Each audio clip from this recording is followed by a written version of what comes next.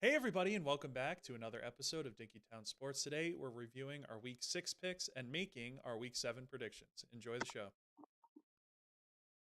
Hi, everyone, and welcome back to the Dinkytown Sports Podcast with your hosts, Cody Hain, Zach Hain, and Christian Otati. Zach, welcome back to the... Oh. No, it's great to be back. He cut out, but we know what he's saying. Great to be back. He's just an idiot. You're still unplugged. Anyway. No. All right, he's back. Nice. Awesome, great start. Yep. Sorry, the cord on my mic is a little touchy, so... welcome back, Zach. It's been a few weeks. I know you missed me. Kind of have to do an every other thing with Tim and Cam because their schedules will not line up at all. So, what do you do? All right. So, we're going to go through just jump in and go through the games next week. When we get to the Gopher game, we'll talk about it, sadly. Anyways. So, we got Iowa State at Cincinnati. Cameron and Christian both took the over. Congrats, guys. Iowa State choked. Imagine that. So, good job, Iowa State. Up next, we had Texas and Florida. Texas, you chokers. You guys just suck in general, I guess. Arch Manning is not your answer, I guess. Me, Cam, and Christian all took Texas minus 6.5. Zach took the over. Congrats, Zach. Over under was low. I should have taken that. Yeah, it was 41.5. A little bit. Yeah, that was insane. I don't know. Florida, I don't know how to feel about Florida. Do you guys have a read on them yet? I don't know how to feel about Texas either. I can't tell by them beating Texas. I don't know. I think you can write off Texas, but if you take out the Lagway 5-interception game, Florida's look pretty good. So yeah, no, 5 interceptions will not win you a game. That's for sure. Yeah, it's pretty difficult. And if you do win that game, that's insane. So, wonder if that's ever happened before. We'll do some research. Maybe. Probably sometime. Well, and while Christian's researching, we're going to hop into the Bama game. Thank you, Bama, for the 30-yard touchdown run at the very end of the game for us to get that hit. Yeah. Bad beat for anyone who didn't take Bama minus 10.5. We'll take it, though. That was a pick of the week. We all got it right. That doesn't happen very often. Not this year. Yeah, definitely not this year. How'd you feel about Bama this game, buddy? I thought they played really well. They had a slow start, but after that, they actually no, the other way. I'm thinking their last game. They played well in the beginning. They jumped out to a quick lead, and then they kind of sputtered out a little bit. But I was never scared. I don't know. I'm usually Didn't Vandy have a huge fumble too on your guys' side of the field? They had Pavia kind of shot them in the foot a couple times. He had a pick and a fumble in the red zone. So I was going to say, because I thought they could have taken a commanding lead and then fumbled it away. They might have been in the green zone for the pick, but it was close enough. Pavia, he talked all that smack before the game. And did you guys see the clip of him practicing taking a knee in the pregame warmups? That is so funny, actually. He was like, he had Johnny Manziel on the sideline for the game, and it was a whole thing. And then he went, and it was almost entirely his fault that they lost the game. So that is so funny. I'm feeling really good. And his post-game interview was like, it was like drinking tears. It was awesome. I loved it. Pavia is like villain number one. Bro's going to be at Denny's this time next year if I can work in a 12-hour night shift. Flipping pancakes, like, give me a break. Yeah, I don't like him for the sole fact that he got his years of eligibility back for JUCO. I don't know. That in itself doesn't bother me so much, but I hate it because at this point that means everyone. The precedent is your JUCO years don't matter anymore. You're gonna get 4 years out of JUCO still. I'm sure that it won't be like that. I'm sure that's the precedent that it set, is what I'm saying. They'd have to go back and clarify more on it. I thought it was because he was doing it pre-NIL or pre-eligibility. Oh, maybe. So I don't think that that's going to be a thing going forward, that people are just I got to look in that case. You're going to have 28-year-old freshmen because they played 4 years at JUCO or something. Well, I mean, yeah, fair enough. Yeah, I thought Bama looked pretty good that game too. So, I don't know. Two really good wins. Two top. I think Vandy was 16 now. They probably what? Yeah, they're 16. I said Roll Tide. Roll Tide with the horns up. Oh. Yeah. Hook 'em. Sorry about that. But no, yeah, good work for Bama. They're starting to turn it on. Like I said, I still have questions about their run defense, but they played good. I mean, at this rate, they played well enough to be in the CFP this year because there is no other team that's besides like Oregon, maybe Miami. That has comparable wins. Yeah. So. Oh, and they get Bama's another test this week, sad. so we'll see. Yeah, that their schedule's a gauntlet. Well, up next we got Washington and Maryland, and I would just like to say, I know ball. Everyone took Washington -6.5 except for this guy. Maryland ended up losing. I thought they were gonna win. They were looking good, especially to win. Mm-hmm.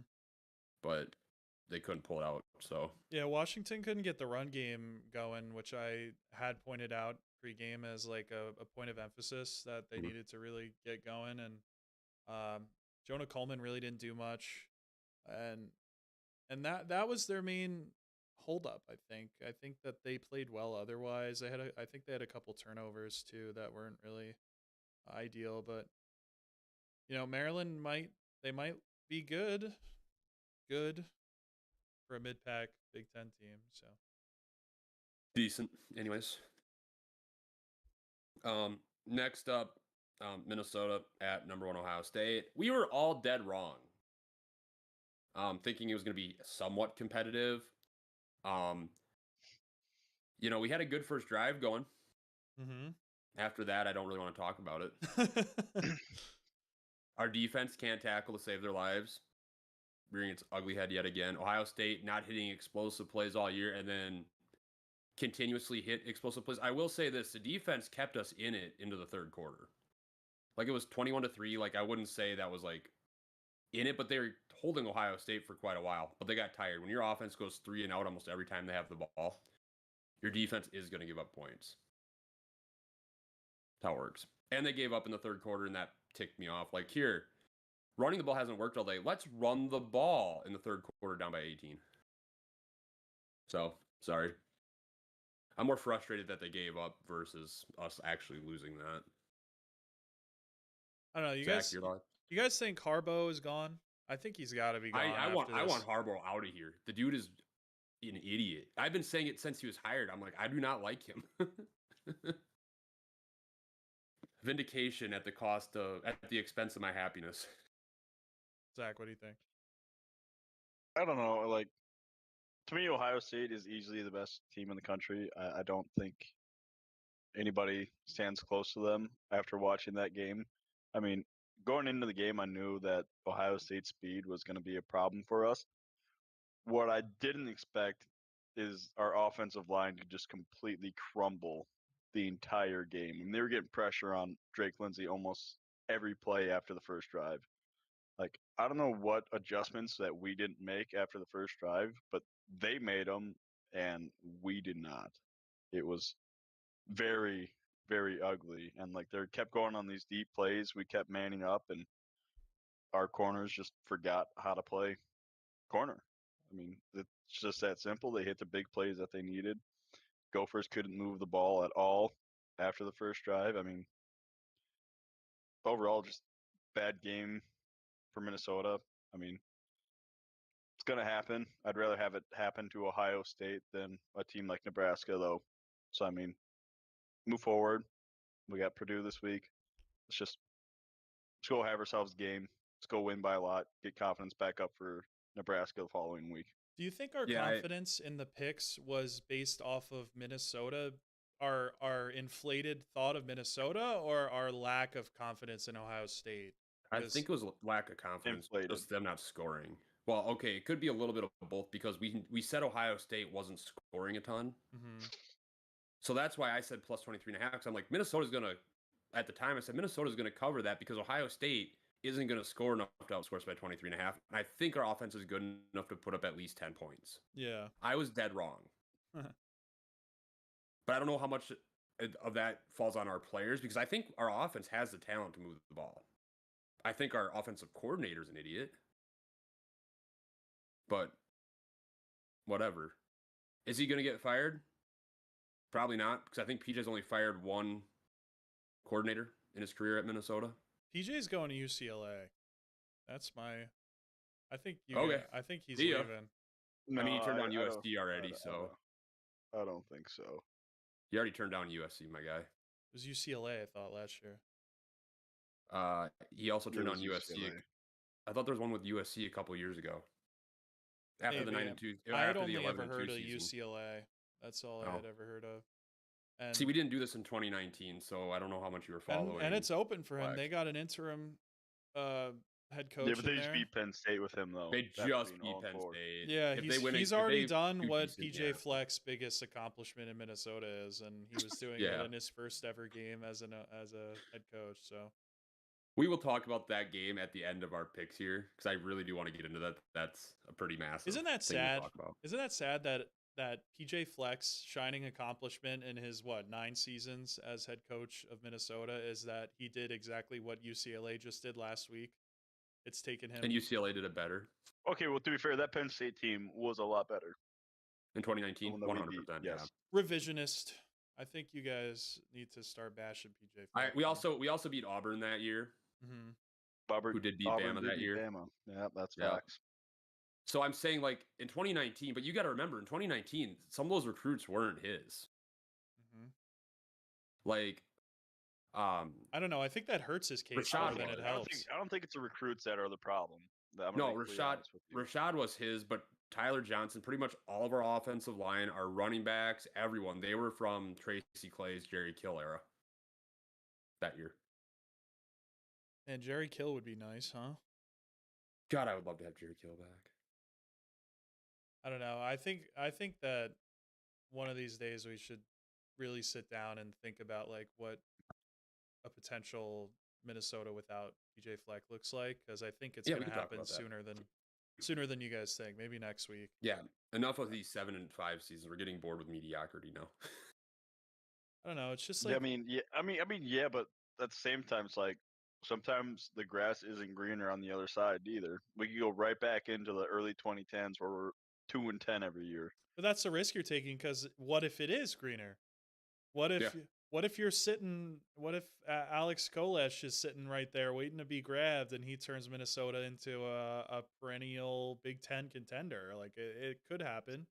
Minnesota's not a premier job though. Like it is one of the hardest spots to win football at. It's better than Let's go get USF. Kurt Signetti. Let's go get Signetti. We're Let's not getting offer him. He's let's not leaving. offer him I the don't world. think- Let's offer him the world. If he can make Indiana a top 10 team, imagine what he could do with Minnesota. Do you think Indiana is a better football job than Minnesota? Right now, 100% I'd with say- Signetti. Not right- would not right say now, so but, like- beforehand. I would say so beforehand. Yeah, No. Beforehand, Minnesota too? is. I would say Minnesota's a top 5 hardest spot to win. Hawaii. They need to build it. Oh, okay. Dude, build no, an indoor Minnesota. stadium. Minnesota's a top 5 hardest spot to win. Like If- in college football for a head That's a coach. good point. If they played at US Bank, do you think that they would be better, or they would get more Yes. recruits if they played yeah. inside? Maybe probably more recruits. I don't know about better though. Well, that would be solely based on our coordinators, because PJ Fleck doesn't do any play calling. So get rid of Harbaugh. That's another thing. I don't like the waste. Like, your head coach should be doing something. I don't know. He should be a recruiter. Like, he should be like an assistant coach who's good at recruiting. He's not a head coach. I'm sorry. He sucks at time management and game management.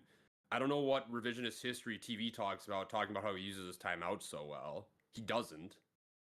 Like, they talked about that with Minnesota and Rutgers. Like, both teams used their timeouts really stupidly in that game, and they're like, "Oh, that was a great call." No, dude.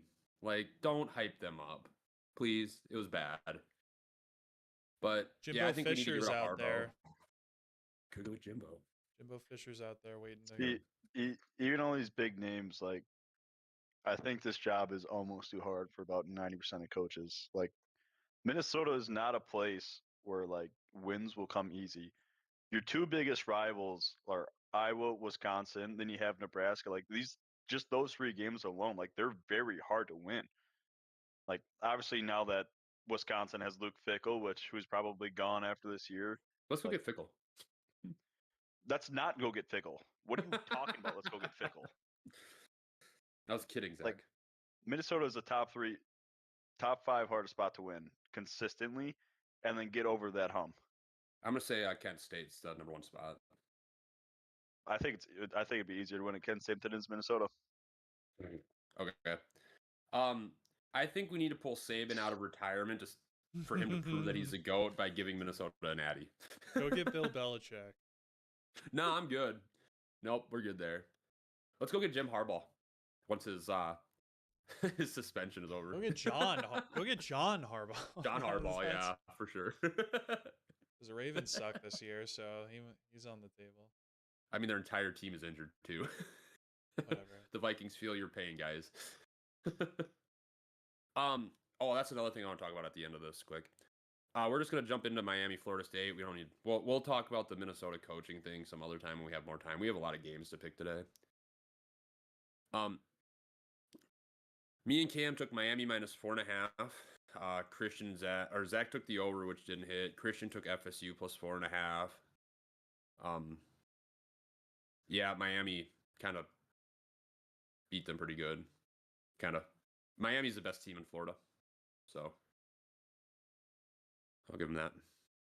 But any thoughts on that game, guys? I was just like in over my head. Once I made that Minnesota pick, I kind of blacked out. I don't even remember what happened after that. But Christian stupid pick of the week. Yeah, I was just like, oh, it's gonna be hard for Miami to like stop the Malzahnification, and then they went out and had like a 25-point lead, so it was pretty hard to come back from that. Yeah, FSU is getting closer. They're like, I didn't expect them to be top 10 year one after what happened last year. FSU, I should say, if I said Miami. And it makes Bama look worse when they play like that. That is facts. Yeah. Next game, Cam took the over for Mississippi State at Texas A&M. The over was at 55.5. Kind of surprised these two teams didn't hit it, but A&M has their defense kind of came back and forth. Yeah, who picks the over against Elko? Come on. Rookie mistake. But the rest of us took A&M plus or -14.5. I mean, so we won. Is A&M just the SEC version of Iowa? They have a better offense. No, I don't know. A&M actually looks pretty good because when Marcel Reed is on, he's on. You know, and he's one of those better dual threat quarterbacks. I think he can be better than Lenora Sellers, who's getting a lot of hype preseason. I think Marcel Reed is that guy too. So we'll see. All right, so now we got a couple of things I want to talk about here. Part of it is in the NFL, but I want to gripe about it because I'm that guy. Mm-hmm. But we're going to talk about the UCLA Penn State game. James Franklin fired. Yes. I don't think that he's. If they have another suspect, not midseason. I'm not saying for sure. I'm saying end of season. We'll have to see how he fares later in the season, because if they end up winning out, potentially that would make it look a lot better. But that was definitely like a fireable offense, I think. Almost. I'd want our coach fired if we lost to UCLA. I couldn't imagine being a ranked team and losing to UCLA. Because they still play Ohio State and Indiana. I think actually if they lose both of those games, then yeah, probably. I think he's going to be gone because he can't win big games. He's going to lose to Ohio State. He always does. He's going to lose to Indiana because Indiana's just good. And I don't trust Drew Aller at all.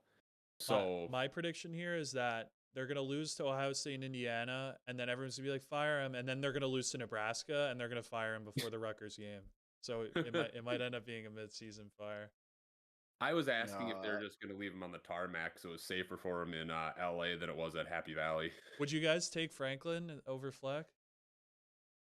Yes. I mean, at least he'd get us ranked 100% every year. So he could be on the table. We'll start with that. Yeah, we'll start with that. And he rebuilt that program from after the Sandusky incident. Yeah. So I wouldn't mind having him. That's why his leash has been so long. You know, it's because everyone knows that they're like I saw a video, I forget the name, I wish I could quote it. The jug of Arnold Palmer. Hell yeah, dude. I watched the video, they're the gatekeepers of the top 10 is what it is. If you want to be a top 10 team, you have to be Penn State. And like, yeah, dude, you're sitting there, but what does that get you? I don't know.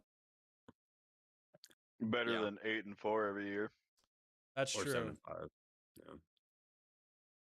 All right, so I would also like to point out that the play caller for UCLA didn't get into UCLA until Wednesday.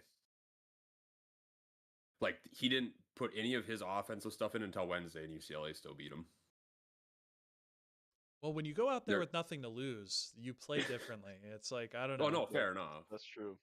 I mean, I don't disagree with that, but I'm talking from the Penn State perspective, like how embarrassing it is. Oh my god, Like- that's worse than, I mean, what's like the last huge upset you guys can remember? Was it Michigan State, State. Michigan?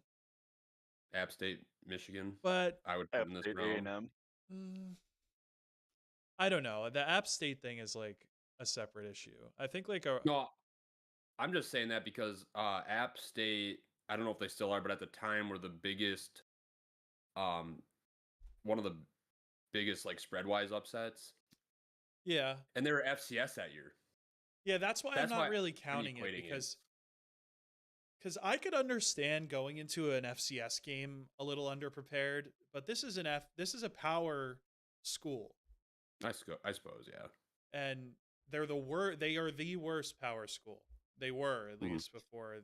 I think pretty much everyone had them or Northwestern or someone. Yeah. And then they go in and they do that, and it's not like it's a dog fight like they won 10-7 or something. 42-37 is crazy. Yeah. So I don't know. Okay. And then one more thing before we get to our picks this week. I'm tired of the NFL Europe games, NFL international games. If Europe wants to have their own football league, let them have it. But keep our teams here.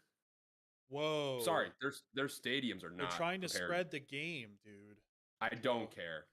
I could not care less about Europe. About South what America. happened with the stadium?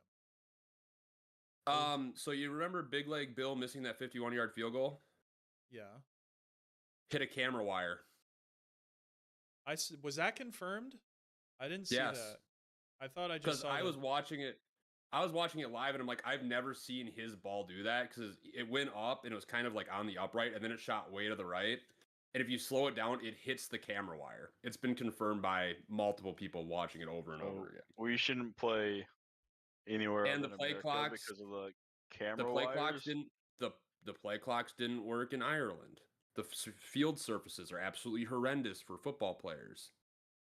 If they want to have the NFL come there, they need to get it up to spec with what the NFL stadiums have in America. That's it. That, and I'm tired of 8:30 games. But I'm sorry, it just bugs me. The people get hurt over there all the time because their fields are not designed for American football. They're designed for soccer. I mean, look at the game in Brazil. All the games in Brazil turn into a slap fest because no one can get a footing on their fields. Yeah, Kevin O'Connell said he told me he thought he hit it well when referring to Reichert's kick, and Will doesn't end up that far offline historically since our time having here. And that is true. I don't think we've seen him miss it like that. No, it was, except for when he was injured or just when he came off injury. But this one, like I said, if you watch it, it goes up and then it shoots to the right. And then he gave not really sure what to say on that other than it was unfortunate if it did happen, and if it didn't, so be it. It's been reviewed by media, like people that like the football analysts that know a lot more about football than us have already all talked about it. Like, yeah, it hit a wire. Like, no football analyst knows more than me. Okay, fair enough. Zach's the smartest football analyst in the world, guys. That's true. Exactly. But I just wanted to gripe about that because of the fact there's been so many injuries. The fields are never up to spec. Everyone's sliding all over the place. I don't know. Well, you're trying to grow less the likely game, to be but- injured, I think, on a European field because the soccer fields are always grass and they're always a little bit thicker. You're more like, and yeah, so but they don't hold up as well as the grass, like even real grass here. Yeah, but what Like, they what use would a you different rather have? Would you style. rather have a safe? Would you rather have MetLife turf, or would you rather have like some soft, pillowy grass? Personally, I would rather not lose a home game to a football to go to Europe. Okay, I'm just saying. obviously. Also, it wasn't Dude, the wire is not the stadium's fault. That's the NFL production fault. Either for setting I don't care. I'm tired of European games. If they want a football league, let them have a football league. They did. NFL Europe. Yeah, I know, and it failed. So now we're Noted. bringing all of our teams over there. Noted failure. I mean, I'm- don't be I'm- wrong here. I think there's too many, but like, it's fine having a few like overseas, like somewhere else. Like, I'm okay with that, but I do agree. Like, there's just too many. I'm very isolationist when it comes to football, boys. It stays in America. College football, I will agree on. College football should not leave America. No, especially rivalry games. Yeah, that actually made me really mad. Like, I don't care if you do like week 0 like they do in Dublin all the time. I don't mind that if you're not having rivals play each other. No, Mm-hmm. But whatever. College football should stay here. Yeah, The atmospheres are what make college football college football. that's fair enough. Can't Oh, argue. Auburn. But- on that note, Auburn gave up a home game to play in Atlanta, I think, next year against Baylor. Atlanta, Georgia? It was Auburn Why? Baylor, which could be a big game. I don't know. Money. They get paid a lot of Money. money to do that, actually. Money, yeah. Yeah. So okay, fair enough, money. But all right, that's neither here nor there. I just wanted to, complain. So Like you We're always gonna- do. You know. yeah, that's fair enough. We're gonna hop into our picks this week, boys. Mhm. Game 1 is Ohio State at Illinois. Zach, do you want to start? Oh, I'm Yeah, sorry. OSU minus 14.5, over under 50.5. Yeah, Go I mean, ahead. keeps plain simple. Ohio State is one of the best teams in the nation. If I take that back, Ohio State is the best team in the nation. OSU minus 14.5. I'm also going OSU minus 14.5. Illinois kind of showed us what they're like against a good team when they played up Fluke. Indiana. That's a fluke game. No, that's a I don't care. Ohio State's still winning by 14.5. I agree. I'm going to follow that up quick. Ohio State. I wasn't bought in last week, and I really was high on Minnesota. I was very, very confident that Minnesota was going to play that game hard, and they Mhm. they belt to ass. So I'm not second guessing them anymore. I'm taking Ohio State. Yeah, I think our I also play think calling that's a is fluke game. horrendous. Okay. I think that was a fluke game. Okay. When it happens like every year to Minnesota, it's not a fluke game. I wouldn't say it it's a happens f- every year. it's I a mean, most years full- we put up a fight. It's for a not a while. fluke game. It's a fleck game. All right. Sorry. Zach is not amused. Up next, we have Alabama at number 14, Missouri. Bama's favored by 2.5. The over/under is set at 51.5. Christian, your team. I'm scared. I'm shaking. I'm crying. I'm wetting my diaper over this game. This one, a lot of folks have said trap game. I don't think it's a trap game. I think everyone is aware how good Missouri is this year and how good their run game specifically is, and what has Bama not been good at this year, stopping the run. So this one is going to be especially difficult. It's away, and Missouri plays everyone hard all the time, every year. They had a really good team the past 2 years with the Brady Cook lineup, and I think the line is good. I think that's probably where I would have it. It's basically a coin toss at this point. Over under looks good. I think I'm going to sit there. I think I'm going to take the over because I think Missouri is going to be able to run all over us, and I don't think Missouri is going to be able to stop the pass. So I'm going to just take the over, be happy with it, and not make a decision because I'm scared. Well, since Christian isn't making a decision, Over. I'm going Bama minus 2.5. I sit the over. I'll have more faith. I'll be the homer for Christian this week. Thanks, Bama man. minus 2.5. They're going to win by like 25, What? 26. It'll be fine. No, I'm being the homer for you. Thank you. Zach, who do you got in this game? Yeah, nah. Honestly, SEC sucks. Give me the under. Zach is a certified SEC hater. I will in this not. group. I will not elaborate. Give me the under. Well, I was really worried about time frame, but we've burned through a couple picks already. Mhm. All right, up next, I think this is game day going to this game? They have to, right? I hope so. I would assume so. Indiana at Oregon. I would assume so, yes. Oregon is favored by 6.5. The over-under is set at 54.5. I haven't gone first yet, and it's a Big Ten game, so I guess I'm going first on this one. Mm-hmm. I think I'm going to take Oregon minus 6.5 here. Is this what time is this game, actually? It's up so early, I think. So at 11 o'clock game? Or, well, I'll do take not tell me big noon kickoff is going to be there. Not if game day's there, dude. It is 3:30 p.m. Eastern time, and they're playing in Oregon, so that would be a 12:30 start for them. Okay, so that's not going to play a huge factor in it. Wait, 2:30, I think 1:30, 12:30. Yeah. I just think Oregon's a more complete team here. I like what Indiana's doing. I think they are better than they were last year. Mm-hmm. I just think Oregon's and it's at Oregon. If this was at Indiana, I'd probably go Indiana here because of the freshman quarterback for Oregon. But freshman quarterback at home, like he's a sophomore, actually. Sorry, sophomore, first year starting. Some people. Whatever. That's not true either. He had starts. He did not start last year. He started at UCLA in 2023. First year starting with Oregon. Anyways, I'm still taking Oregon minus 6.5. That's all relevant. I'm taking Oregon minus 6.5. I think their defense is good. I like Indiana. I don't know if they can keep up with Oregon. Christian, who do you got in this one? Okay, yeah, sure. We'll make that go last.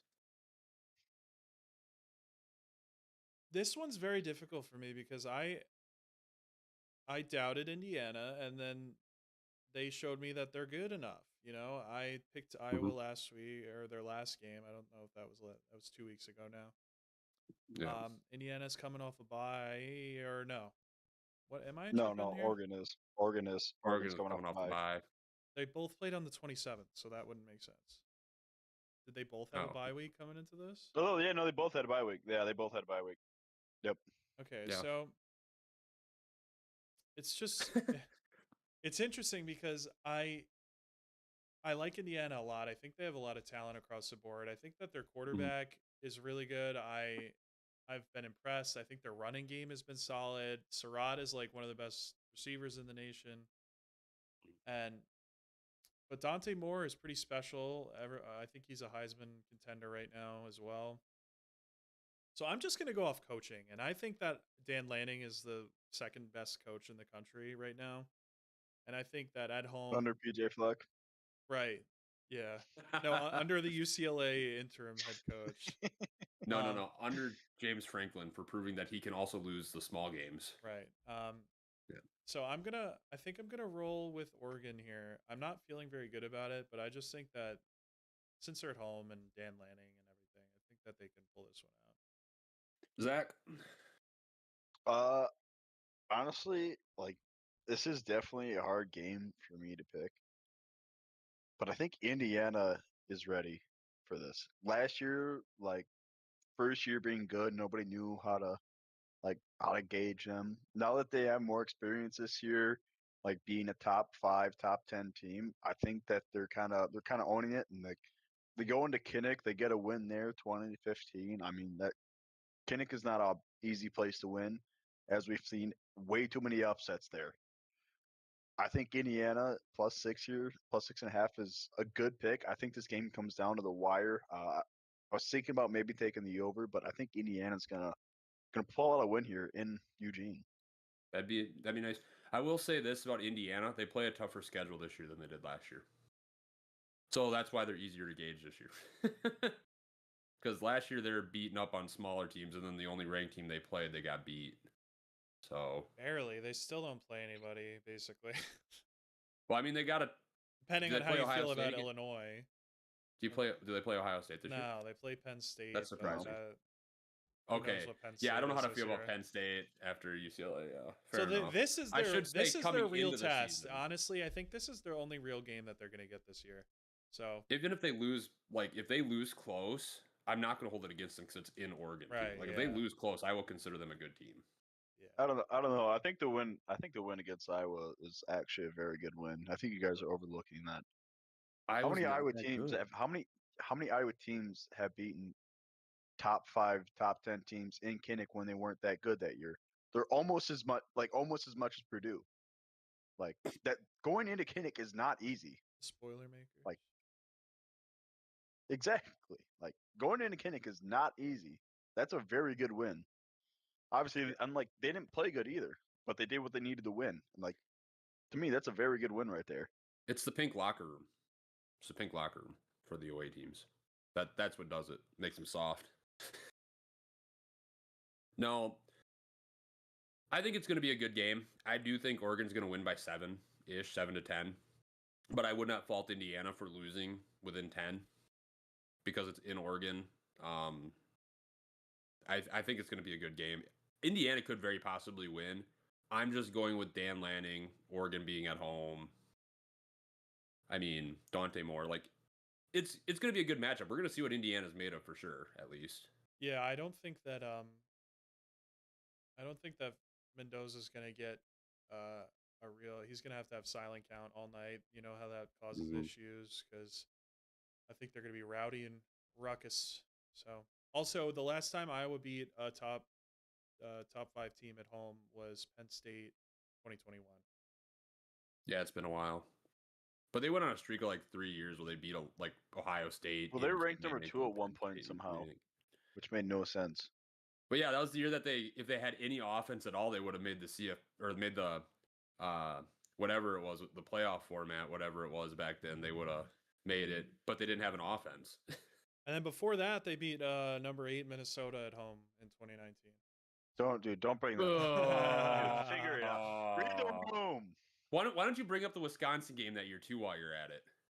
Hey, Jeez. Tyler. No, don't bring that one My up pal either. T-Gaff. What's up, man? Thanks for stopping in. Appreciate the view. Yeah.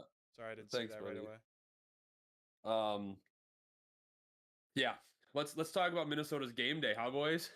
The one game day we've had. Actually, dude, read a room. Read a room, man. Read a room. Hey, don't kill the messenger. I don't know. I'm just reading a stat. Read the room. Read the room, guys. Figure it out. Okay. Up next, we got number 6, Oklahoma at Texas. This one is insane. I don't know if it's Vegas or if it's the bettors or what, but Texas is favored by 1.5. Christian, you're the SEC expert on these former Big 12 teams. Right. I'm the total expert on this very specific scenario. Yeah. Some say I'm the only expert on formerly Big 10. Big 12, sorry. But Texas opened whoa, did the spread just change like that? I'm sure it completely flipped. Did it? Yeah, Oklahoma's favored now since I put that in. Well, do you want to change it or do you want to keep it That's as is? crazy though. It flipped completely. Now Texas is plus 1.5. I've never seen that. Funny. That's the most I've ever seen a line move in 30 minutes in my life. Texas opened at 2.5, which I think is absurd. Yeah. No, because I think it hurts us if we change it. So I'm not going to. Thanks, ESPN Bets. Yeah, are definitely sponsored by them. Yeah. No, I'm just gonna go with my gut, and I think that Oklahoma is just like obviously the better team from what we've seen, and I just don't think Texas. Like, yeah, they're at Texas. Yes, it's the Red River rivalry, and I don't know. I just don't think that can overcome how bad of a team Texas has been this year. Mm-hmm. Just like across the board. I think that their defense hasn't been up to snuff. And then obviously we know what we're getting out of Arch Manning and company. So I'm just going to stick with, is John Mateer back? I think he was hurt. Is Mateer back? That would actually make it easier. I don't know. I don't have ESPN or anything pulled up. He has a questionable tag. So that might be why. Yeah. That might be why the line is this way. 12 minutes ago. 12 minutes ago, probable. Yeah. Okay. Yep. So if he plays, I think it's like pretty certain that Oklahoma wins. But If he doesn't, I think obviously my opinion will change. But I'm just gonna go with OU plus 1.5 here. Yeah, it's all over the place. They're preparing as if he's going to play too. They've been doing that all week, so I'm assuming he's going to play. I'm also going to take. I'm going to be brave. I'm taking the OU money line. Yeah. That's my stupid pick of the week, boys. Okay. We can't use that phrase willy nilly. No, I know. Dude, like, Christian and Zach had the stupid pick of the week last week. No, Christian picking Minnesota money line also counts in that. Zach, who do you got in this one? I mean, just from looking at like the ESPN pick'em, the lines, what you guys are saying, this is a Vegas sham game right here. I'm taking Texas money line. Wow. Only based off the fact that 99% of people think Oklahoma's going to win. Vegas called in a favor. Texas will win because most of the money is going to be on OU. Yeah, Vegas is rigging games. Zach is subscribed to that theory. Sark is going to toss. Sark has a deal together right now with Vegas for something. Mathieu just took a bribe from Vegas, so yeah, it's the mob. The mob's getting involved now. Yeah, just wait till it's right. Then we're gonna have some real conversations. Did you see that the NCAA just ruled that Division I athletes can bet on pro sports? Yeah. Well, I mean, pro sports, it doesn't bug me. It's a slippery slope, really, man. You can't give anyone an inch because they're gonna take a mile. Yeah, now you know what's gonna happen. They're gonna be like evaluating him for the draft and be like, "Oh my God, this kid bet against this team when they played in the playoff game or something." Right. Yeah. Yeah. What if I put futures in for like 2 seasons and then I get drafted to the team? Does that still count? Do those get voided? Is that illegal? No, that is definitely illegal. Because NFL does not operate under the NCAA purview. So. Yeah, we'll see. Okay. I don't mind that, but I do agree with Christian. It's the same thing with NIL. We didn't mind it, but it is a very slippery slope for everything. So, because then it'll be like, as long as it's not the game you're playing in, or as long as it's not in your conference. Put Pete Rose in the hall. Yeah, they need to put Pete Rose in the hall. Sorry. I don't care that he was betting on games. His career as a player should be in the hall. Up next, we got a pretty interesting matchup. Nebraska at Maryland. Nebraska's favored by 6.5. The over-under set at 47.5. Zach, you can go first on this one, buddy.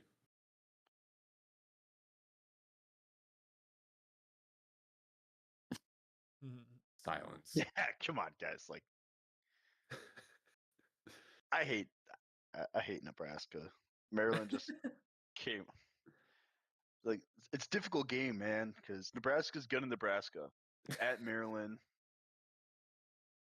I got to go with my gut here. I've been picking bad the past few weeks, so like, time to make a change. I'm going based off feel this week instead of research. Give me Maryland plus 6.5. Nebraska will Nebraska. I will hop in here next quick. Yeah, I don't know how I feel about Nebraska. Everyone's been kind of like high on them this year. Matt Rule always had a 10-win season.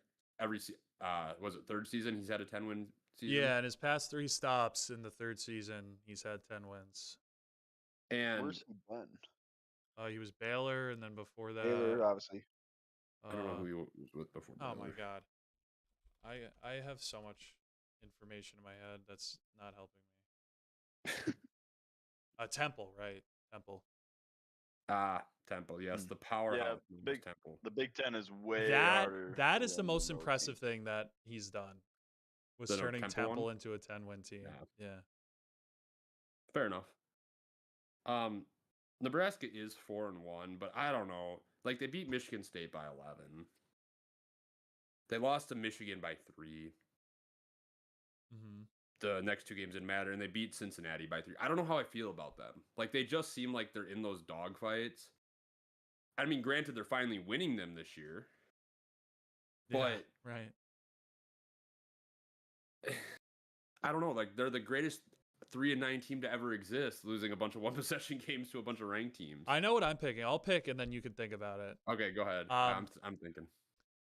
If you look at the past 5 games for each team, the over has hit in all of Nebraska's, or past 4 games, in all of Nebraska's games, and then in all but one of Maryland's games. So I'm going to take the over here.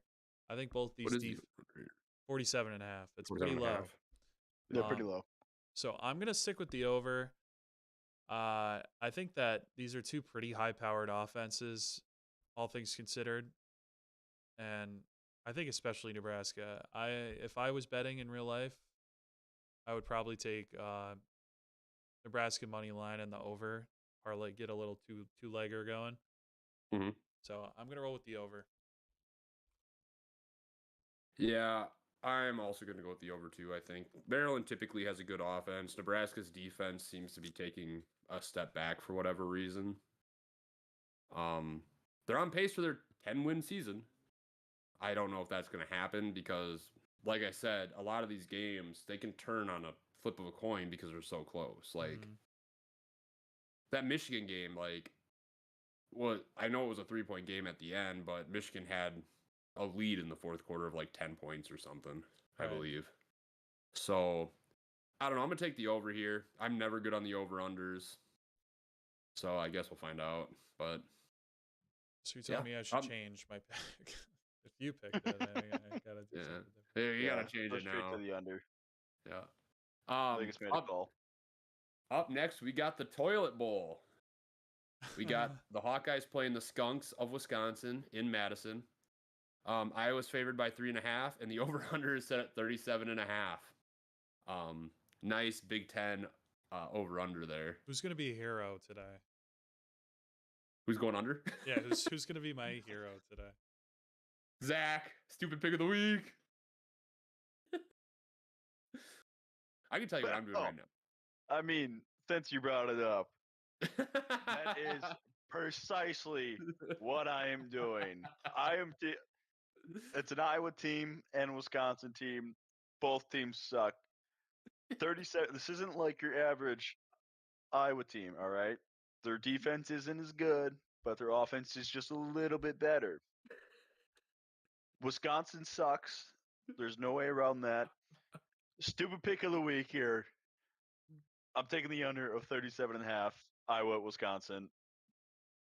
Doesn't matter. Stupid pick of the week. Mm-hmm. It's going to happen. It's best case scenario for the Gophers. Both of these teams are going to suck, and it's going to be great to watch. Yeah, just a total embarrassing matchup. That would be perfect. I honestly hope 5-2 final score. 7-3, no touchdowns. 5. 2 1-point safeties. Dude, that I remember when South Dakota State played when it was 7-3 and no touchdowns were scored. I was laughing so hard. I'm like, that is the most Iowa way to get to 7 ever. A field goal and 2 safeties. But I'm gonna go the over because I feel like if I pick either team, I might vomit on camera. So makes my pick even better. That's true. The guy historically bad at over-unders picking the opposite. Yeah, I'd feel pretty confident too. I'm going Iowa minus 3.5. I think that they're good enough to. I mean, Wisconsin's they're running like their B team out there from injuries, so you're not getting your best. I think Iowa's just going to beat them pretty good. Oh, that makes me want to change my pick. I didn't realize Wisconsin was running their B team out there. Yeah, their quarterback fucking tore his ACL like the first play of the first game. I'm gonna go Iowa minus 3.5. No confidence out of the kid. Mm-mm. Well, do you know how bad I am on over-unders? Of course I have no confidence in that. It's not real. That's why I wanted you to keep it. Well, you can have faith that he was going to pick the over, so you could feel. Hey, I have one over this week. I said I wasn't gonna pick any more over-unders this year, and I have one this week. So, I'm dipping my toe back in. I just thought of the stupidest joke. I was gonna. What is over/under money line on the one right above it? It's Oklahoma University. What is over/under money line? Okay. Sorry. Yeah. As Christian has OU, same wording, plus 1.5. Okay, anyways. I think the over-under is going to hit some way. Either one. I'll take the money line on that. Right. No. Up next, we got 10 Georgia at Auburn. This is another funky line. UGA is only favored by 3.5. Over-under set at 46.5. How good is Auburn? I didn't. They're competing. Weren't they ranked at one point? They seem to be the spoiler in the SEC this year. Okay. Because they got a wacky wild offense. They got Jackson Arnold running around like crazy, and they're just one of those. They played Oklahoma tight. They played A&M tight. They lost one possession games on both of those. So that tells you a bit of what you're gonna get. You're gonna get some crafty offense. It's gonna be hard to keep them down. And I think confidence is waning in Georgia after the Alabama game. I don't think anyone's really Fair enough. And I mean, yeah, they beat Kentucky. What does that tell you after? But I don't know. I've been seeing a lot of cope from the Georgia fans. They're like, Carson Beck didn't want to be here, but Gunnar Stockton definitely wants to be here. But like, he's way worse. So I don't even like Beck. So what does that say if your quarterback's way worse? Yeah. Anyway, this is a good line because I was expecting them to have like maybe a 6.5 or something. I would have made it easier, but I'm not quite sure what I'm going to do here. Well, if you want to think, I got my pick in. Okay, go for it then. Yeah. All right, I got UGA minus 3.5. I know they've been struggling this year. I know Auburn's a feisty team, but to me, this is a prove-it game for Georgia. Like, Auburn is not a slouch team. You're going to Auburn. You need to come out and win this one. I don't know if they win by more than 7. I think they win by more than 3 or more than 3. So I'm going to go with UGA minus 3.5. I could be wrong. Possibly. I've been wrong a lot this year. I'm 20-27 for goodness sakes. We've all been wrong a lot this year. Yeah, so. Fair enough. Zach's doing the best. 3 games under 500 at a boy. Yeah, I'm going to take UGA minus 3.5. And I think I just helped Christian make up his mind. You did. Well, because I was like, yeah, they're in Jordan Hare. So I don't think this is going to be one of those freaky Jordan Hare games. So I'm taking It's kind of like Kinnick of the Big Ten. Yeah, Auburn is the Iowa of SEC play. That's just how it is. I think that's a really good comparison. Okay. If Iowa won a national championship and had Cam Newton. Yeah, fair enough. You know, if that's the case, Cody's only right 2 to 3 times a week. But this will only be my second pick that lines up with his. So I'm taking UGA minus 3.5 here. I think this game is SEC overrated. Like, I don't like Georgia. I don't like Auburn. I'm gonna keep saying this because it's true. SEC is overrated year in and year out. Both these teams suck. Give me UGA minus 3.5. I'm so excited the Christian and Zach rivalry is coming back. So take the under then. If you're so confident, in both these teams being bad, take the under. SEC sucks. See, but that's not. Doesn't mean the under is going to hit. Both these teams suck. So defense is crap. Their offenses can just accidentally drop a wide open pass. Dude, in it's there. Kirby Smart, man. Have some faith. Oh god, dude, that's why I'm picking UGA. 30 points total is going to be scored in this game. It's going to be 20-10. And UGA is going to win by 4, so it doesn't matter. Absolutely not. Okay. Certified SEC hater versus Christian. Everybody can pay players now, so we're all on an equal level. Oh my god. Here we go again. All right, we don't need to hop back into that one. You guys did that enough. Nick Saban was never even suspected. That was just a fan thing. No investigation ever brought any fruit to Saban ever paying players. Tennessee paid players. Phil Fulmer, they paid players, sure. And Mississippi State. And Mississippi I'm going to play devil's advocate. I'm going to play devil's advocate. Did the NCAA not investigate him or have anything like that because they made the NCAA too much money? Alabama, so this is like a thing. I'm not going to. I'm just here stirring this the is pot, a thing people don't understand is that Alabama actually doesn't have like this huge NIL. They don't have this huge reach. They're not they suck now. They're not that popular. No, like historically, even with Saban. Yeah. they did not have more money than a team like Michigan. They did not have more money than a team like Penn State. And it's just because he's such a good coach and because he was so good, because the reason that he had this all built up was because he won a national championship at LSU. So he had that prestige. And then he was coming from the NFL when he came into Alabama. So you see a former national championship winning coach coming from the NFL to come coach, and you're a player, you're going to want to play for that. And then they were good pretty much right away. 2008, they were good. 2009, they won their first championship. He didn't need to pay players because he was so good and had that allure going from the start. A team like Tennessee that sucked all the time, they needed to pay players to hang up, and that's why Phil Fulmer got in trouble. That's why he got kicked out, because he paid players. Saban never paid players. I will stand by that. I will die on that hill. Moving on from this, because I think you guys argued about this exact topic a ton last year. Would have loved one of those bags that the SEC gets before NIL came out. I'm just saying. All right. He may have paid players at LSU. I don't know. But when he was at Alabama, when he was at Alabama, I don't think he paid players. He wouldn't do that at Bama. He wouldn't do that at Bama. Now, I'm not saying Saban. I'm not saying Saban paid players like the coaching staff, but are you telling me that boosters and I'm not just saying Alabama, I'm talking any program. Are you saying that boosters weren't giving improper benefits to college football players before NIL? I didn't see it. Because they definitely were. Yeah, Chris, like, I didn't see it. I didn't see it. It must not exist. I was at those meetings. I was there. I didn't see it. What's that envelope that's busting from the seams that you just handed that player? I have no idea. I don't know. It was his offer.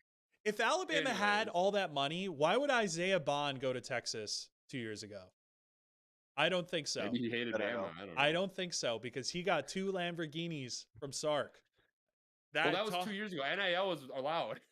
Well, what I'm saying is they didn't have the money laying around to be paying players beforehand. I'm not, because I have heard that about Alabama. Well, I mean, there's not much competition when none of the other non-SEC schools are doing it, besides Ohio State, Michigan. Isn't it comparatively and Penn State speaking, and USC and comparatively Oregon speaking, for being a powerhouse that Alabama is, they are like the lowest funded powerhouse, NIL wise and whatever. Well, people don't realize that because they won so much. They think that Alabama has the biggest bag, and it's like, no, it's Alabama. They're in Tuscaloosa. It's not a big market. It's like, it's not. Georgia has a bigger NIL budget than they do. Georgia has always had more money because they're near Atlanta. They're in that big market. It's just, I don't know. It's a lot of salty Big Ten fans. I want to know. Don't get me wrong here. I'm not saying that Georgia wasn't paying their players. Like, Saban definitely did bring in recruits because of himself. I'm saying there might have been a little help from the outside world.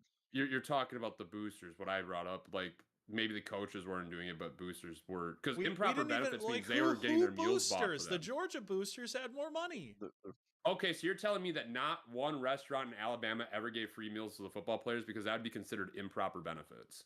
Okay, dude, I'm not talking hamburger. Dude, Oregon is a Nike. Dude, talking about that. Oregon, you don't think Nike was giving Oregon guys back in the Mariota days massive amounts of money and massive amounts of merch? I think they still are. So I think it's legal now. Yeah, it's legal now. Of course they are. They never. But back then, in 2011 and 2014, when you had, I never did said the NCAA investigate? What about Minnesota in the 60s? Come on, they were paying guys for sure. They were 100% paying guys. The three-peat, 100% paying. The 1960 Minnesota Gophers they weren't even college students. Yeah, those guys were 30 years old. I'm sorry. We got to move on, but that was a pretty funny throw out there by Christian. That was good. Up next, we got 2 of the programs Christian was just ranting about. Number 15, Michigan going to USC. Cool. Going to LA. Talk about cheaters. We got a big matchup right now going. So we got a matchup of the cheaters. What's worse, paying players or taping games and stealing signs? Taping and stealing signs, not even a question. Paying players. Zach's just saying that to be a thorn in your Yeah, side. what do you do you think that knowing the exact plays that your team's gonna run or Reggie Bush, which is better? What would you rather Dude, have? I'm just saying I would here. much I play rather have Reggie baseball. Bush. Stealing signs is part of the game. Just gotta get better, look. Yeah, but they were not doing it during the game. Like in baseball, you typically do it during the game. In football, they were literally like watching them. Yeah, to let's get learn into their the signs. Astros scandal right now while we're at it. That was banging on the garbage cans. Yeah. No. Definitely, I'd much rather have the Reggie Bush situation. I'm so glad they gave him his Heisman because even though he was paid to play, he was still the greatest college football player that year. So, and with the new NIL stuff coming out, you almost have to give him his Heisman after that. Yeah, because he wasn't even actually paid. That wasn't what he got caught for. He got caught for signing autographs and selling them. Yeah. Yeah. Ooh. Yeah. Anyways, it's kind of like the ink for ink at Ohio State where they traded like signed footballs for tattoos or something. Did they do that? I didn't know that. They got in trouble for that one year. Yeah, I think that was after their national championship, the first national championship run in the college football playoff. So, yeah, I don't know. I think it's dumb. I don't think Reggie Bush deserved all the hate he got for that. But anyways, USC is favored by 2.5. This game's a night game, isn't it? It is a 7:30 I would assume p.m. so. So no, it's gonna be it's eve early evening game. So 4:30. Yeah. Yeah. So not going to affect Michigan a lot on that again. The over-under set at 55.5. Man, they are really either they love USC's offense or hate Michigan's defense. So, God, I don't know what I want to do with this one. I'm gonna let Zach go first since I don't know what the heck I'm doing. All right. I mean, just like I said, both these teams paying their players before it was legal. Boo them. Should never be done. Us Gophers would never do such a thing. We're really good people, Yeah, Minnesota. Minnesota, no, we tried nice. We just weren't good at it. We got caught. Clem Hatson's got caught with his players not taking their tests or doing their own homework. See, but that's not paying players, though. That's awesome. Players. That's not. See, that's okay. Awesome. That's acceptable. That's acceptable. It was Blue Mountain State, except for it was basketball. But I mean, Michigan does not put up a lot of points. Their defense is pretty good, I would say. I mean, 24 to OU is supposed to be pretty good. Nebraska, they give up 27, who's decent, but that, I mean, if they scored 24 points, I think they have a really good shot to win this game. I think OU is better than USC. I think I'm going to go Michigan minus or plus 2.5 here. Like, they've already played at OU. They've already played at Nebraska.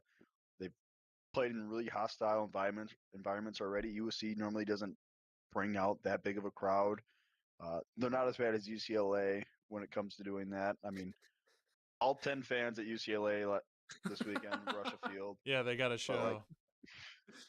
Yeah, they said they're rushing the field. I'm like, where is everybody? there was 20 guys and half of them were the bank. They're approaching the field.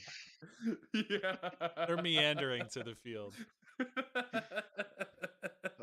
So I'm going to take Michigan plus 2.5 here. Michigan is battle tested against few good teams.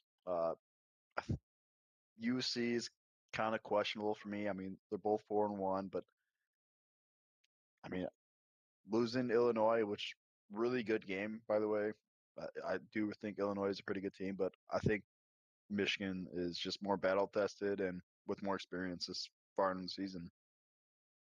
I'm just gonna hop in. I'm taking the under here. I think this is a prime game that you're overinflating a couple of offenses that have played well thus far. I think Michigan's defense historically has been pretty good, and I'd say this is the first real game that USC has played. I'm not as high on Illinois as Zach is, but I think that 55.5 is a bit high for the over-under here. So I'm going to take the under.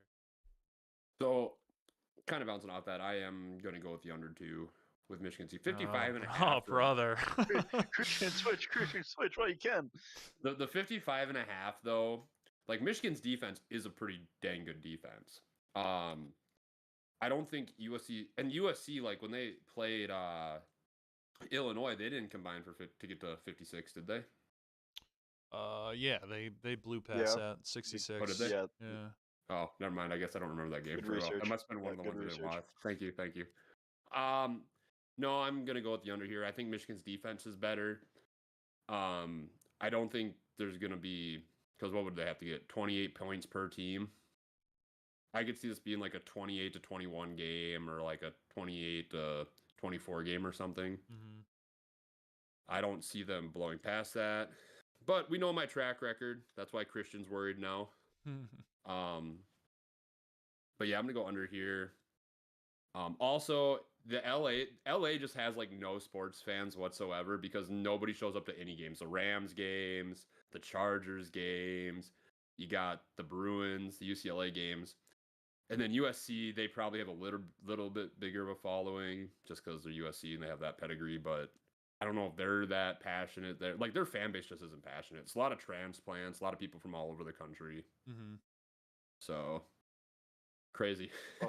Let's not ever refer to UCLA as the Bruins. Yeah, that caught me off. Sorry, my bad. They're Yeah. the UCLA Bruins. Sorry, my bad. I was very confused there for a second on how we went to Boston, but yeah, the Boston Bruins.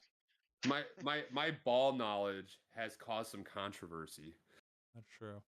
Yeah, you know a lot about you know a lot about balls. That's opposite of ball. That's opposite of ball. Dang right, Christian. All right. Up next, we got Purdue at Minnesota. Minnesota is favored by 7.5. Purdue, not a great team, but they are kind of feisty. I think their offense can score, but their defense is horrendous. But that's kind of been a hallmark of a Purdue team for years. Good offense, terrible defense, kind of an air raid type system. Game script. Yeah. I'm going to go Minnesota minus 7.5. I think we bounce back after that embarrassing performance. If we lose this game, Fleck is fired on Monday because I'm tired of losing these games. I will be calling the athletic director at Minnesota saying you need to fire Fleck today. Dude, no. I'm just saying, if they hire us, the mesh concepts will be installed right away. Dude, mesh rail, orbit, screen. We're running it all, man. We're running mesh. We're going to run multiple option. Front defense. Yeah. We're going to be a powerhouse. Christian, who do you got in this one? I don't know. The over under 52.5, by the way. Yeah, I was looking at that and I thought that was a bit low, but especially since this, like you were alluding to, that Purdue is like they'll let a 4th grade team run through them, but they'll also score their points. So I think the over is a good shout here, but I don't know. I think the Gophers are going to want to prove something defensively, especially in the secondary. Yeah. So I'm not expecting much. I'm thinking turnovers are probably going to be big here. Probably a couple picks out of Brown for Purdue. Mm-hmm. I'm just going to ride with Minnesota. I'm going to stick with my guys. I'm not going to go crazy. Okay, cool. We're all home. We're all being homers for the home team. I'm sure that's going to be a pick of the week unless Cameron does the over like he tends to do on Minnesota games for some reason. Zach, who do you got in this one? Did you already go? No, sorry, my roommate is drunk trying to talk to me. Oh, okay. Yeah, it happens. I'll be at this game. Don't be an idiot while drinking. I'll be at this game. It's homecoming. It's a night game. Great atmosphere. I think Minnesota takes it pretty easily. Okay. This game, Christian talked about kind of wanting to do. It's South Carolina at number 11 LSU. LSU's offense is terrible. Throwing that out there. It's weird to say that for an LSU team. I'd normally say that about their defense. Yeah, they flipped the script this year. They focused too much on fixing their horrid defense that they forgot about the offense. Yeah, if you're LSU, you don't need a great defense. You need an okay defense. Yeah, I think they might have went a little high on Nussmeier. I think that you kind of could get a sense that he wasn't exactly going to be that great. I don't know. When he filled in for Jaden Daniels at the end of I think it was 2023 season, he didn't look like fantastic. I mean, he had good stats last year, but what did they do? I don't know. Nothing. So, yeah, I'm just trying to find the total team offense on for Okay, well, LSU. Christian's doing that. I think because South Carolina, I don't know, their defense does not scare me like it did last year. I mean, they're still decent, but they're not scary. That front seven last year was insane. Yeah. But once again, South Carolina's defense being decent might be good enough to hold LSU to like 20 points. Maybe. I am that low on LSU's offense. I'm sorry. The over-under set at 44.5. That is a weird thing to see for an SEC game as well. See like a 44.5 line for an LSU game. LSU has a bottom half of FBS offense right now in terms of yards per game. They have 364, just behind the Missouri State Bears. Wow, and that's their first year in FBS too. And the Hawaii Rainbow Warriors are above them. Heck yeah, dude. To be fair, the Hawaii uniforms are really nice. They're sick. I love Hawaii's uniforms. Yeah, that has a lot to do with their. Oh, that's why South Carolina has an even worse offense. They're 1, 2, 3, 4, 5, 6, 7, 8, 9. They're 10th, cool. 10th to the bottom. Right next to Wisconsin. Well, that makes me not know at all what I want to call for this game. 308 yards per game of offense. And LSU has a good defense, right? So. Yeah, but since you guys don't know, I mean, I'm the ball knower of the squad. Right. LSU -9.5. Wow. Zach was fast with that. I figured he would have said LSU was overrated and gone South Carolina or something. Whoa. LSU's still overrated. But they're going to win this game by more than 9. Well, after what Christian said about South Carolina's offense, I'm going to lean towards LSU -9.5 here. Like their offense, if South Carolina's offense is that bad with how good LSU's defense is, LSU could put up 20 points and still cover their 9.5. Mm-hmm. So I'm going to go LSU -9.5. Christian, you're up, buddy. As your resident SEC expert, this is my upset watch game. I think you're going to get a Lenoris Sellers masterclass in this one. This is basically the same team playing each other, statistically speaking. They're both pretty much bad offense, okay defense. And when it comes down to something like that, I'm going to go over talent. I'm going to go for what I see on the field, and I do not trust Nussmeier as far as I could throw him to play well in a tough game like this. It is in Death Valley. That helps him a bit, but what does South Carolina do best?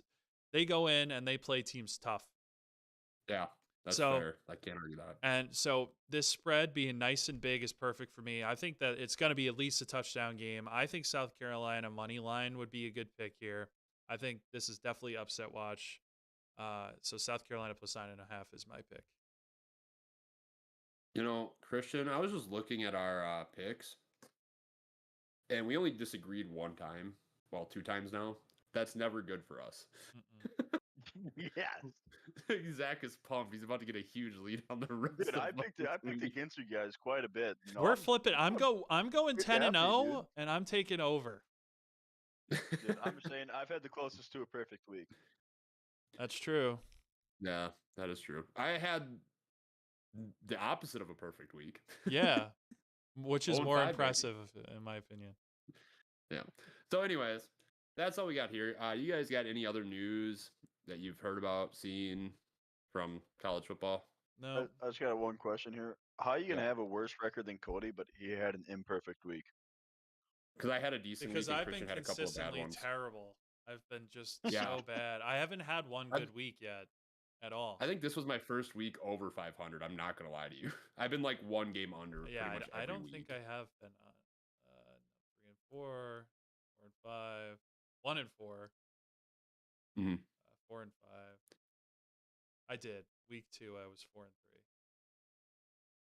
3. Well, apparently I started 1 and 6, so I had to dig myself out of a hole. So I just looked up Big Ten. Don't do Week 0 here, all right? You're the only person that was over 500.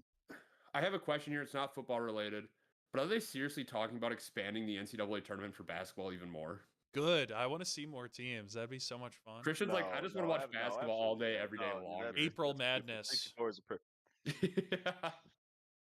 64 is the perfect amount. There should Well, be we no have more, no 68 less. right now. Yeah, but only Well, yeah, 64 if you count the the actual first pot. first two First games. four. Yeah, first four. Yeah. I don't. But anyways, yeah, there's not a whole lot here. There's no Big Ten. Okay, hold on. We got to check one thing though. They ranked the Big Ten trophies. I want you guys to guess what you would think would be number one for like trophy games in the Big Ten. I'm assuming number one's just gonna be Ohio State, Michigan because of the recent rivalry. Next will be The Brown Paul Bunny Jug. and Zach's. Well, Zach's right on No. one of them. Yeah. Oh, you telling me the Axe is not number two? I'm telling you, the Axe is number two. So number one would be. So number one. Is it just the trophy that they're ranking? Yeah, trophy games. Yeah, Oh, they're just ranking the trophies, like the trophies. Oh, Okay, the oh. physical trophies, right? Yes, not the games. Sorry, I meant trophies. Did you tell me top two are Minnesota games? Maybe. Is it the Brown Jug? No, it wouldn't. No. Be. No. It's kind of boring Floyd compared of to our other two. Rosedale. Is it the Floyd, Floyd of Rosedale is number one. That's Number one. crazy. Axe is What? number two. Paul Bunny and That Zach is that number makes two. sense. That makes sense. Honestly, Little Brown Jug's gonna be about. Little Brown Jug is Yeah. 4.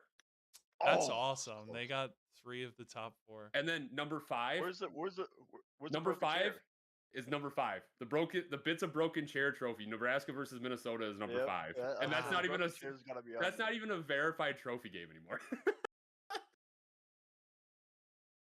Wait, yeah. so who's number 3? They're gonna do it Number this year, 3? though, right? That's the Paul Bunyan Trophy, Michigan versus Michigan State. Are they gonna trade that trophy this year? They must. Right? So what's been going on is I think the fans have been giving it back and forth. The teams don't play for it, but the fans, like someone in the fan base, like a prominent member. I don't get been that. passing I don't back and get forth the or like.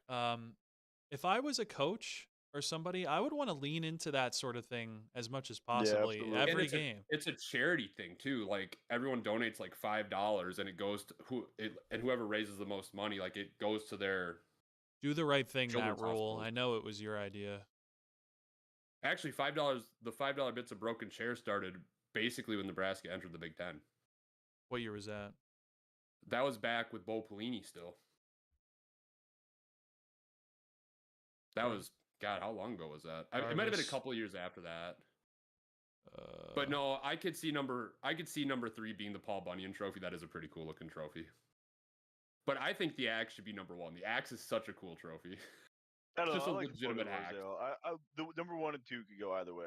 I'll be honest with you. But okay, the original story for Floyd of Rosedale automatically makes it the best trophy in the country. The governor of Minnesota and the governor of Iowa bet their prize-winning pig, and whoever won took it. That's how it started. 2011 is when Nebraska joined. And when did the Big $5 time. bits of broken chair start? Because they actually played for a trophy on the field, and the schools made them stop doing that.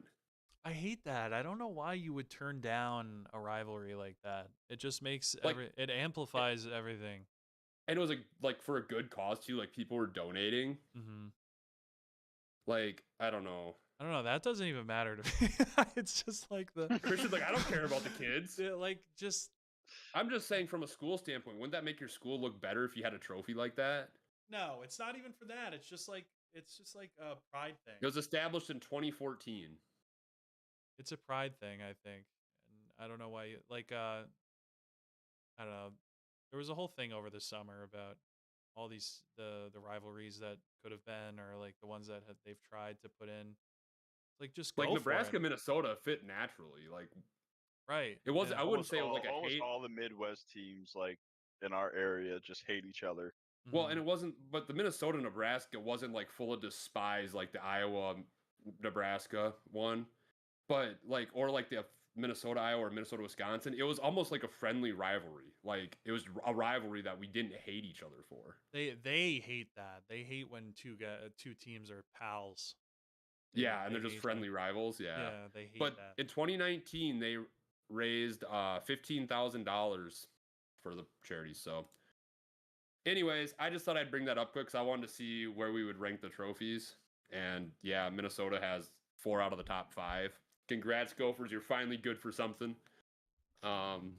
But anyways, How many of those does PJ Fleck have, by the way? Let's go. PJ Fleck has won all of them. Beside, He's won the Brown Jug. Yeah. Yep. Yeah. He's got the governor's victory bell. Yeah. Yeah, because I think they beat Michigan one of his early years, didn't they? I'm gonna look it up because he has all the other ones. You guys should know this. We haven't beat Michigan for a long time, so No. I'd say I don't think so. no. PJ Fleck has never beaten the Michigan Wolverines. He hasn't? Nope. He hasn't been close either. Okay, so we haven't had the Little Brown Jug. Actually, last PJ. year they only lost by 3. You remember that? Yeah, but we had that big comeback when the Big Ten officials screwed up the onside kickball. Oh my God! Don't even that with the Cooper DeJean stuff was like just like a kick Cooper in the DeJean nuts. was funny because I kick got in to the poke nuts. fun at Iowa fans so much. I mean, but anyways, to be fair, it wasn't a valid fair catch. They were right on that ruling. By rule of law, because Minnesota actually got called on that a couple weeks prior, and they made that a point of emphasis that year. Mm-hmm. So it was the right call. Like, as a football fan, not a Minnesota fan, but just a football fan, it sucks that got called back. Yeah. No, But as a Gopher fan, stop cheating, Iowa. Yeah, since my beginning to follow, since we started the pod and I started following, I think that game was the hardest watch in my life. Minnesota game. Yeah, 12-10, and with that, it's just I don't know. I've seen some doozies, but that one certainly hurt the most to watch. Christian's falling in love with the Big Ten football, baby. I feel so bad because you guys are so passionate, and it feels like have you seen the post? I think one of you guys might have sent it to me where it was like, on paper we had a great team, but unfortunately we played on grass. And like that's how I feel about Minnesota. Yeah. Every game they play, especially last year, I was like, man, I really like Brosmer. He was really good. He's so smart. He makes great decisions all the time, and then it just never clicked. And this year, I'm feeling the same way about Lindsey. It's just like he's so talented, but I'm just hoping that we can bring in some more wide receiver talent next year. Dude, start throwing the ball more then. You got Malachi Coleman sitting on the bench. Play him. Play the man. Yeah, I was just saying, our wide receivers also have the drop. He's got to be bad if he's not playing here. Dude, he's 6'4". He can't be bad. The only guy that has been consistently good all year is Lemecki Brockington. I love Lemecki. Lemecki's such a dude. Yeah, because you can't expect out of Jalen Smith like a game that he had against Rutgers. You can't expect that. But no. But anyways, your leading receiver is Jamison Gears with 25 yards. That just doesn't cut it. I don't know. Hey, no Jamison Gears slander will be tolerated here. Minnesota is tight end U. They're not even tight end U in your tri-state area. So, Hey, we do actually have quite a few tight ends. They're not like the heavy receiving tight ends, but they're your run blockers typically. So they do get a lot of guys in the NFL. Or have been anyways, just for their blocking. They pump out a big white guy every once in a while. Keeft, baby. Keeft. Absolute legend. I'd consider him more of a fullback than anything, but I get your point. I mean, he could play pretty much anywhere, but he's listed as a tight end for the Buccaneers, so. I mean, you also got Brevin Spanford, Max Williams. Yep, Max Williams. He's not in the NFL anymore, but he would have been the best receiving one. He's not? Is he still in? No, I think he's out. No, I don't think he's. I'm pretty sure he's retired. That dude was a crazy athlete, but anyways, we're just rambling now. So we're pushing an hour and a half here. So well, yeah, and I got to get going to work. So from all of us here at the Dinkytown Sports Podcast, Skyuma, row the boat, go Gophers. Roll Golden Flashes. Roll Tide. And roll Mavs for Cam. So why do we do that? Why do we do that? Because Cam wants to say something, and it's his favorite hockey team, so let him have it. Roll Mavs. I like him too, but it doesn't work. I'm just gonna let him have it because we said We're a everything football else already. podcast. This is a football podcast. We want to talk about hockey. We'll make a hockey podcast that no one will watch. Well, MSU is a good Division II team, so. But anyways, we'll see you guys here next week. Hey, we had 10 total views, guys. Stepping up. I think it was. Wait, are we still live? It was yes. I think it was Cairo. Yeah, at no, times. yeah. All right. Thanks, guys. No, you had that. Yeah. See you guys later, and thank you for whoever commented or joined.